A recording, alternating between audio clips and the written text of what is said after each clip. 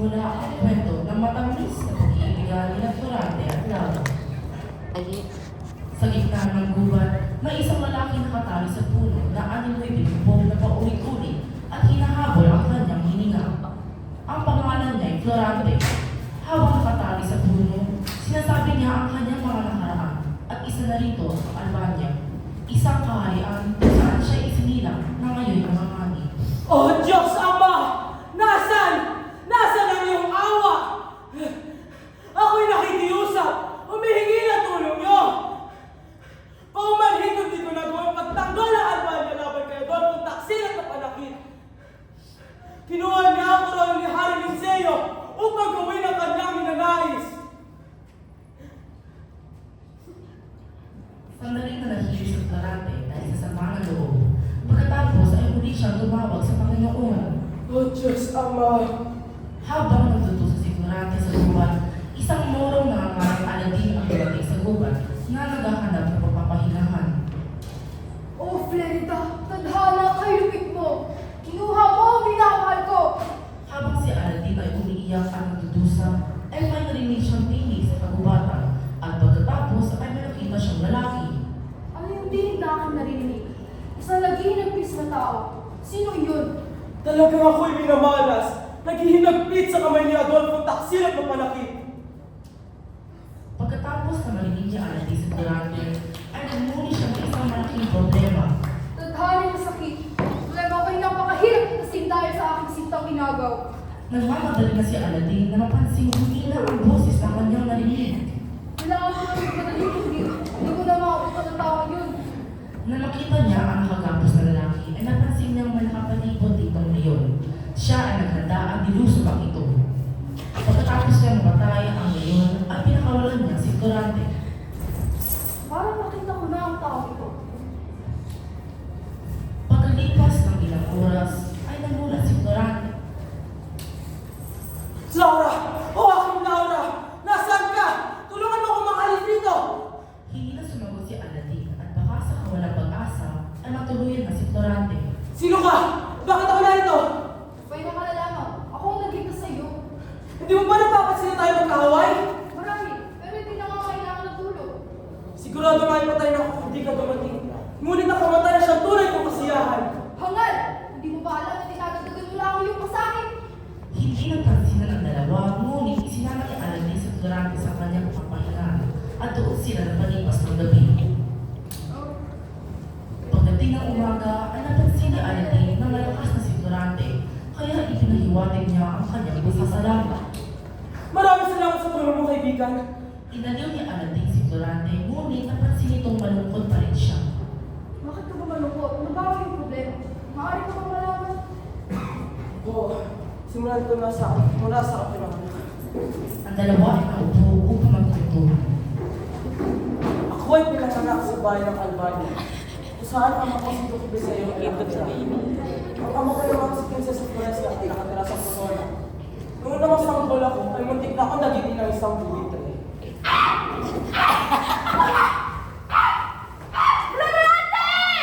Bakit po? Anong problema? Hindi ko alam ng pinsan ni Sinay. Dahil ito pinanganak.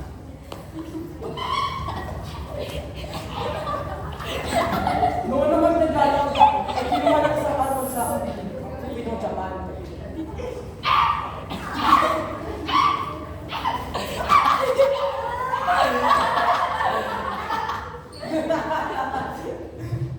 Alam mo ba kaibigan? Ang hilig ko noon ay maglaro ng hila, mga aso sa gubat. Noon naman nasa mas magulang ako, ay pinaaral ako sa Atenas. Pinilit pa nila ako, ang puso ko ay may kunting kalungkutan noon.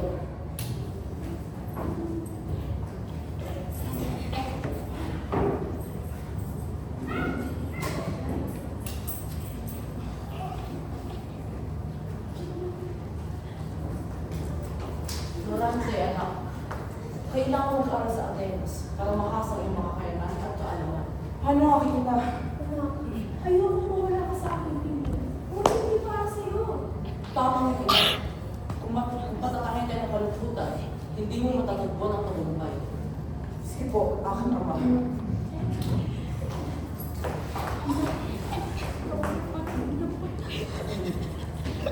Labing-isang gulang ako nung ako'y pinagpunta sa Atenas. Ang gulo ko ay si Antinor at si Adolfo naman ang aking kamag-aral.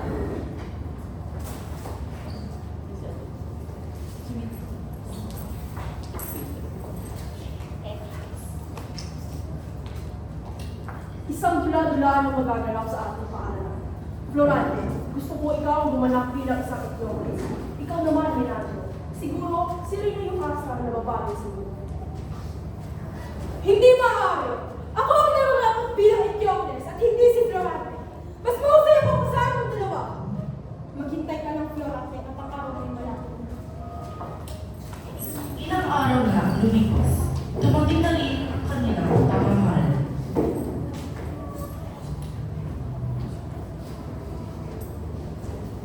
Ito na ang inyong pinakahihintay na pagdudula-dulaan.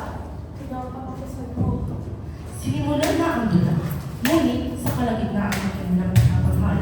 Ito na ang katapusan mo, Florante! Ano ginagawa mo, Adolfo?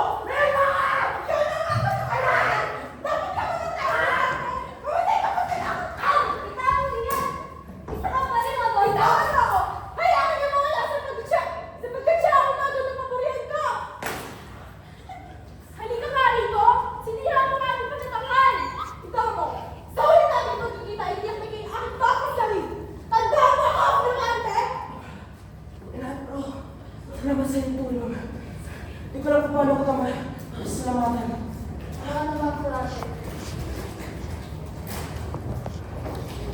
Pag-uwi ni Florante, nakatanggap siya na rin kung saan isinasaan ang pagkamatay ng kanyang asawa.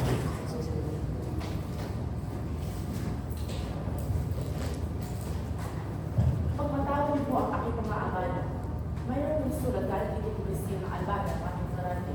Narito po ang ito.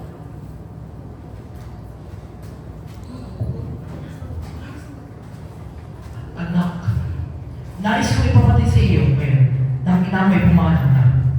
Hindi ko na ito pinaalam sa iyo na mas maaga upang maprotektahan mo yung pag-aaral. Wala na mahal ko na. O mahabaging langit. Florante, saan mo ako nang iramay sa kanilang mo, Florante. Nakatingin sa malayo si Florante na wali ay natatanaw ang naraman ng kanyang ina. Ina, bakit hindi mo ako hinihintay? Hindi ba't sinabi ko sa'yo na pag-uwi ko sa Albania, ipapakita ko sa lahat ng aking tagumpay? Wala tulong ka lang ito sa iyo, kaya huwag kang malumbay. Salamat sa paalala mo, Milagro. 2 buwan na ang lumipas. May dumating muli na liham na siya ay pinapauwi na ng Albania upang mabulong sa isang labanan. O mahal ko, Guro. Ako'y uuwi na po sa Albania. Florante, sa inyong pag-uwi, tanda mo si Adolfo pagkain ako. Kung sasalutin ka ng hindi, mag-iikot ka sa bahay kung hindi makita siya. Sinabang yung dapat gagawin. Pumayag na sumama si Leandro kay Florante pabalik. Pagkatapos ng mahabang paglalakbay, sila ay nakarating na sa Albania.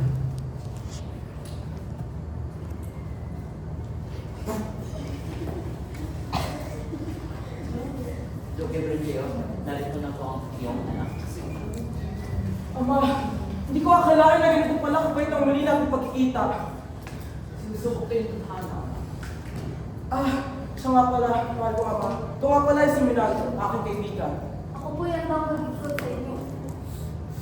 May tiwala ako sa iyo, Milan. Huwag mo akong bigutin. Narito na po ang sugo. Galing po ako sa palasyo ni Harry Sale na siya nagsasabi na narito po siya. Ito po ang sulat. Aalis na po ako. Magaling ito sa pinuno ng Proton. Nangangailangan silang tulong ni Harry Sale. Nakupkup na makaawit ang Moro ang Proton sa pamumuno ni General. Osmalik? Ano ba siya naman? Hindi nalaksaya ng sandali ang mag-ama. Noon din ay nagsadya sila sa palasyo ni Hari Seo. Mabuti naman ang nagsadya ka agad sa akin. Ang kasama ay nangangailangan ng sulit. O Duque, sino ang pinapakasama mo? Ang kamukha siya. Isang unying girero. Siya ang bugto ko na si Florante. Kararating niya mula sa Atenas. Hari po, ako na sa inyong utos. Mabuting pagdating. Mula ngayon, ikaw na ang hinahalagong general ng ating sandatang hukbo, Florante. Nandito pa na kayo, aking ama. Oo lang, ama ko. Sa gusto na rin ng hari, ang magandang si Laura ay nakaumpok nila sa pag-uusap ngayon. Ngunit, kakaibang damdamin ang nadaman ni Florante. Halos lutong ito, at dito'y magsalita ito, at lagi sumusulyak sa kagandahan ni Laura. Ang ganda niya. Wag ibig ba itong aking nararamdaman? Sino kaya siya? Nang matapos ang kanilang pulong, umuwi na sila Florante. Hindi mapawi ang kanyang kalungkutan dahil malapit na ang digmaan at hindi pa rin siya nakakapagtapat ng kanyang pag-ibig sa kanyang minamahal na si Laura, nang hindi sinasadyang magkita ang dalawang nag-iibigan. Anong hiwabi ng pagkakataon? Hindi ko akalain na ako po yung humihinga pa sa panahon ito. Alam kong sanhi ng iyong kalungkutan. Nagluluksa ka sa pagpapano ng iyong Hindi yun ang dahilan, Laura. Ang dahilan ng aking pagdudusa ay nagsimula rin kay aking nakilala. Kung ganon, ikinalulungkot ko ang una natin po. Laura, mahal kita! At bago ako tumungo sa larangan, ay sabi malaman mo ang totoo ko nararamdaman para sa'yo. Sapat ng mga lunong yan upang malaman ko akong pinakamasaya sa buong daigdig. Mahal ka na, Florante. Umasa kang gagabayan siya ng aking mga panalangin. Ang iyong panalangin ay siyang sandigan ng aking patagumpay. Diyos ng mga bagay, huwag niyo pong mahayaang makahamak si Florante. Kabayan niyo po siya sa inyong mapagpapalang kamay. Kinabukasan, ang hukbong patungo sa Cortona ay handang-handa na. Ang mga kawal, si Florante, kasama si Menandro, ay tumuko na sa Cortona. Menandro, nakita mo yan? Ayan ang totoo na. Gawin natin bigla pagsalakal upang malito ang mga kalaban. At gaya ng kanilang plano, tingnan ni Bas na nagsisilakay sina Florante at Menandro. Suko ang mga kawan! Sa marahas na paglalaban ni Florante, ang mga Moro ay nagkagulo at hindi alam ang gagawin. Naglaban ng lahat hanggang magtapat sina Florante at Osman. Ikaw ang sinasabi ng General Osmali? Masusubok ko na ang katapangan mo ngayon! Kung ako minahanap mo, magpakatatag ka na mayabang na general! Ito ang nababagay sa'yo!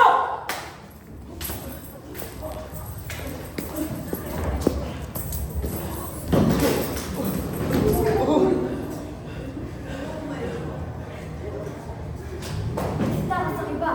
Nagtugumpay tayo, Florante. Isang kilabot na General Florante. Napatay mo ang batog na general ng mga Moro.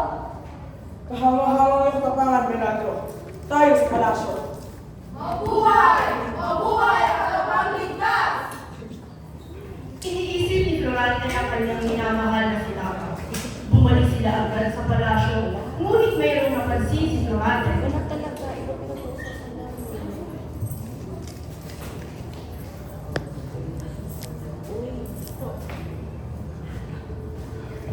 Di ba't namamalimot na lamang ako, Menandro? Tingnan mo ang matawag ng mga Moro sa taas ng palasyo ng Albania. Sinakot ng Morong Albania. Tinas nila habang tayo nasa Cortona. Bila, sagasang sila babae general. Hindi ko masyadong manigan. Diyos ko. Si Laura nga! Sila mga Florante. Magbabayaran yun na ng malaki!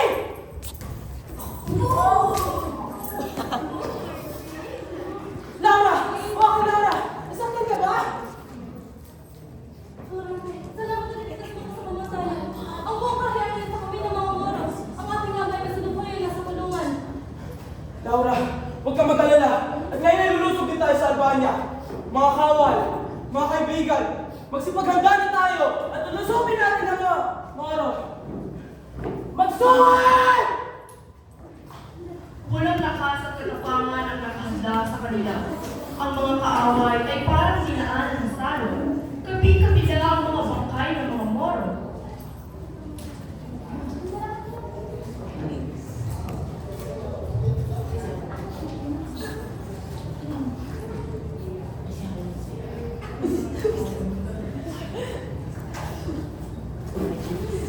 Ama!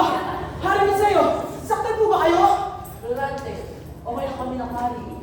Mabuti naman at ibutan ako ng buhay. Hindi ako nagkamaling nirangin ka bilang kanila ng aming luho. Subalit, may isang hindi natutuwa. Sa kanya talaga uwari ang kumanda. Kung mayroon mong anay na sinisira ng kahoy, ako ang anay na yung sisira sa inyo lahat.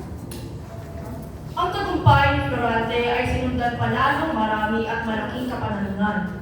17 kaharian ang gumalat at sumuko sa kanyang katapangan. Ilang buwan ang lumipas, muling sinalakay ang Albania. Pumasok ang mga Turko sa pamumuno ni General Miragui. At sa kahuli-hulihan ay nanalo din sila sa laban sa mga panakot na nilalang. Nasa kaharian ng Victoria si Florante pagkatapos ng laban nang may dumating na liham galing kay Liceo. General, may liham po galing kay Haring Linceo. Salamat.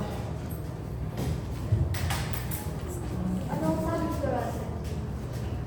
Pinauwi ako ng Albania at iwan ko daw ang hukbo sa'yo. Paalam mo na, Menandro. Nakakapunta ka naman yata. Hindi pinasama ang mga akbo. Nakarating na si Florante sa Albania.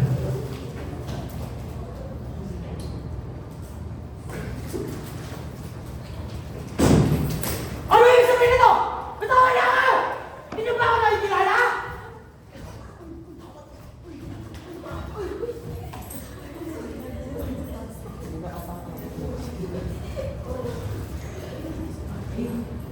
Uy!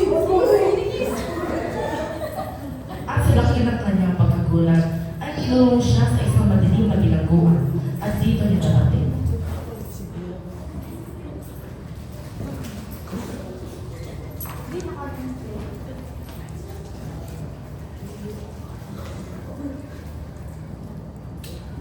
Magandang gabi. Oo, po yun. Kamusta naman ang iyong kwarto? Bakawalan mo ako dito! Papabayaran mo naman ang mali!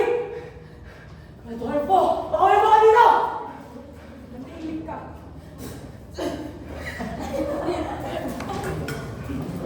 Pagkalipas ng 18 araw ay inilabas siya sa kulungan.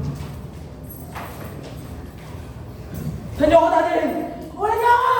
Ikaw ay isang bilanggo. At ang hanong sa iyo ay gabos kasi sa madilim na kagubatan. At kaya sila ka na nakapangyarihan ng matay! Gaya ng sinabi ko noon, siya ang hari. Umikit ka! Balang araw, mapakasalan niya si Prinsesa Laura. Huli ka na, wala ka na magagawa!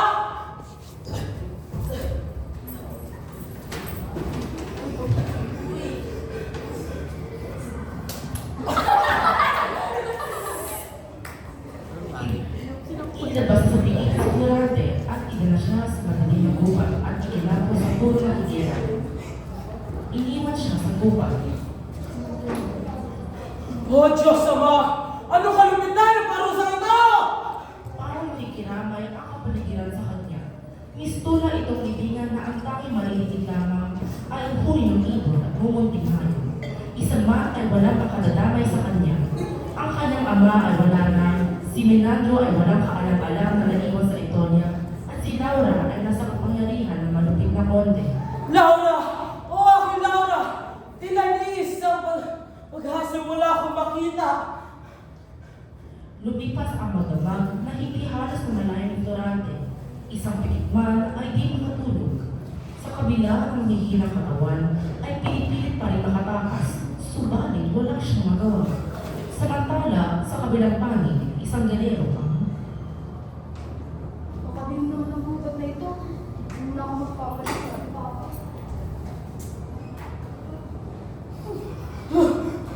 Zakalaya! Ano kaya yun? Humingi ng tulong. Sandali lang, baka mas pangalan siya.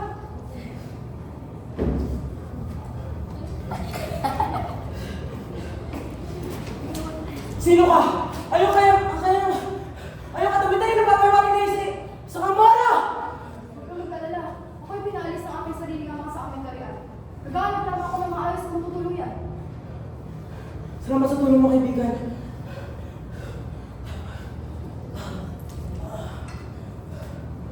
Huwag kang mag-alala. Babantayan kita magdamag. Naging palagay ang loob ni Florante sa Gililang Moro.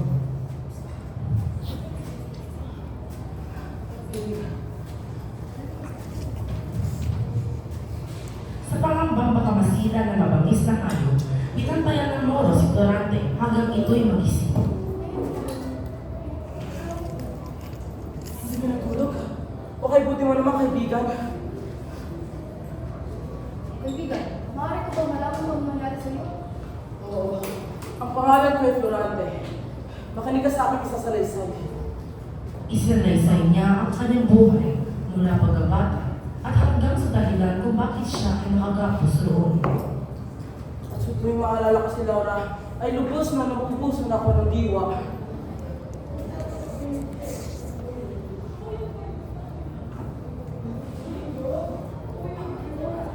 Kaibigan, ikaw, bakit ka narito? Ako'y pinaalis ng aking mga sa aming harian. Kwento ko ang aking buhay. Isinalaysay ni Aladdin ang ilang bahagi ng kanyang kahapon kay Florante, pati na rin ang dahilan ng alitan nila mag-ama. Papakasal ko dapat ang aking iyo. Ngunit, ang hindi ko naman alam ay nais din ko na siya ang kay ama. Samantala, sa kabilang banda sa Itoria,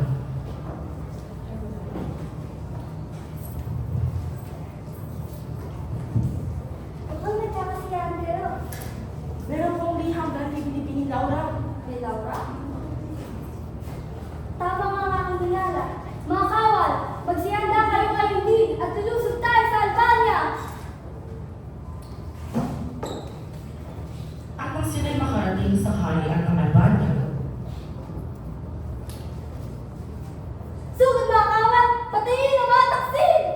Rah!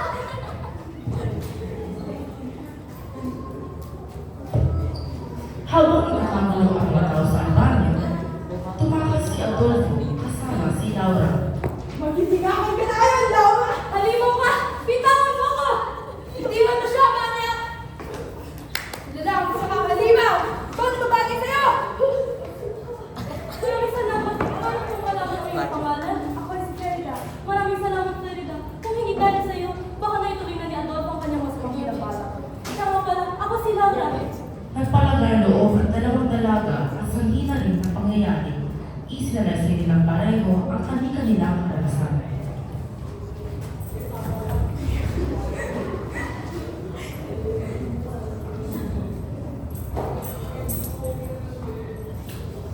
Nang gabing iyon, nilisan ko ang first sa madilim na gabi. Wala ka bang narinig? Oo nga, tara, pakinggan natin. Subalit, sadyang hindi ko matanggap ang pag-ibig ko sa mga alita. Mas ninanais ko ang mamatay. Ngunit para si Aladdin, kaya naisipan ko na lang bilang tumakas. Isa pa rin ko ng suwing na layo sa iyong tunay na bilang. Hiyat at si Laura nga ako naririnig. Kasama niya ang mukha ko si Ferida. Laura! Oo, aking Laura! Walang pagsiglang ng galak ang apat sa kanilang muling pagtatagpo at ang matawag na gubat na iyon ay maging paraiso. O Florante, wala na kay Luisa na tuloy ng gulo sa Albania. Gulo? Ano gulo ang nangyari mo kay prinsesa? Sa kalagitnaan ng kanilang pananabik, ikinomento ni Laura ang mga naganap sa Albania habang ipagtigmaan si Florante sa Itoria. Ngunit, may marinig si Aladdin. Teka, tila yung ng mga kabayo kita. Magsikapli kita! Magsipagkapli na tayo! At mula sa kanilang pinag-uutingan ay ito ang kanilang nakita.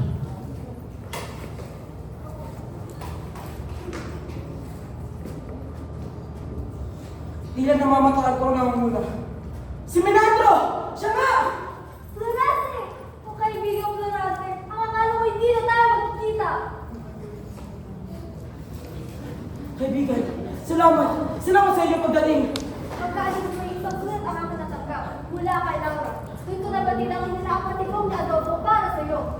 Hindi ako nag-aksaya ng panahon. Tinipon ko ang mga dating ko at noon din ay sumalakay sa Albania. At hindi kami nabigo. Naibagsak namin ang kabig ni Adolfo. Hinanap ko kayo, pati na rin si Adolfo. Subalit, hindi ko kayo matagpuan. Dinakas ako ni Adolfo sa palasyo. Dinala niya ako sa bukod kung saan ako nakita ni Ferida. Siya ang nagligtas sa akin. Kaya ganda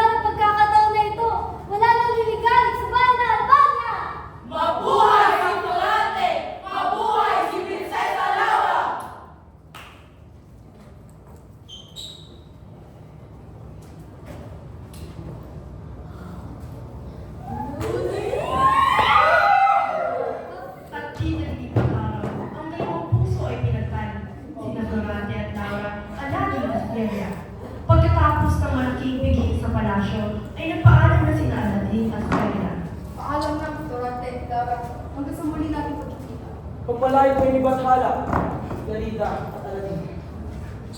At si Florante at Laura ay naging uliran sa pamamahala ng kaharian. Malaki ang sinulong ng Albania. Magbuhat noon ay di na umiwalay sa kanila ang kalulihan.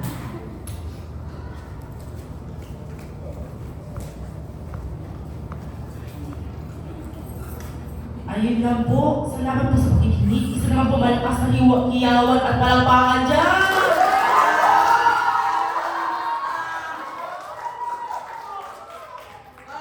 At muli kami po ang pangalawang pangkat.